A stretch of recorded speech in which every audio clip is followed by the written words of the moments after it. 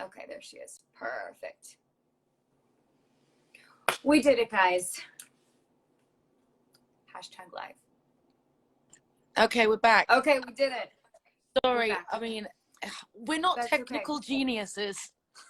No, we're really not. Honestly, lives scare me so much, but I guess it's what makes it real.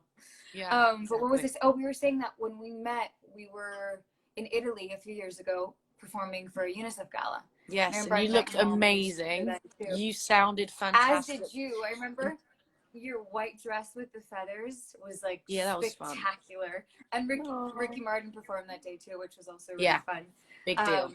But yeah, it's really so beautiful to see how artists can come together in moments like this, and especially something like coming together for something like UNICEF. But I wanted to ask you about your story, because your story is pretty incredible, and I've read a little bit about it, but I'd love for people to hear more about it from you. Yeah, well, I mean, I came from a tiny small place called Kosovo, in a town called Pristina, which is the capital of Kosovo. Actually, UNICEF had an amazing idea, and we all flew out together actually and did an amazing trip to Kosovo, which I think you can all see online. And yes, I grew up there only for a year, and then I moved to the UK as a refugee when I was 1. And I've lived in London ever since. I'm 29 now, and so it's been incredibly, I guess, for my parents, more difficult than it is for us, because, you know, we were babies, but, you know, they learned a new language and tried to find their feet. And, you know, I think they're really inspiring in the sense of now my mother being a doctor, and my father having multiple businesses and restaurants, and qualifying in economics back at home. And I think it's just so strange for refugees to really find their feet. And, you know, I think we need to support that more than ever, because as one like myself, being able to live my dream, I don't think I would be able to do it if I didn't move, you know.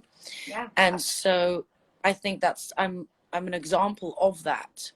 And being not only that, also just having being a female and being able to speak openly about things like this, I think is so important. But I went to school in London, and I got my first deal when I was 16, and then I got my second deal when I was 18. And I guess just my world, for me, I'm just so grateful, because it really is about just keep going, you know, just keep working really hard. And I was just so obsessed with, you know, succeeding in what I loved to do, that I just was kind of like, this was my only option for me. I didn't really have a backup plan, you know.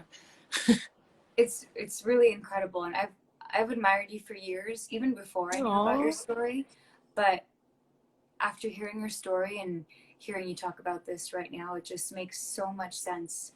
And also the fact that, you know, being raised by the parents that you were raised is the reason why you are who you are, and why you've done, and why you've chosen to advocate for children and to work with UNICEF and WHO and etc.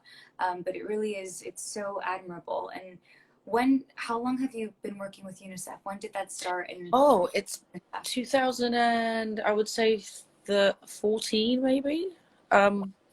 It's been about 8 years, I would say. I mean, it all started from you know, like us doing we did an event for them and raising awareness. And then when they asked us and my team to go on a trip, I thought, this is amazing, because I remember watching the films that they would do with other people and think, oh my goodness, how inspiring. And actually going there and seeing the work happen in real life, and actually seeing the difference that it can make in people's lives, I was just, you know, fully in. And I think UNICEF is such a great example for you unifying the world as much as helping the children. It's also an amazing community of just gratitude and solidarity and safety and health and everything like that. So this is incredible. The live fundraising, you guys are so... I know, you guys are incredible. Amazing. It's been like 10 minutes, guys. I'm about to do it too, obviously. Thank you, Rita. Of course. Thank you.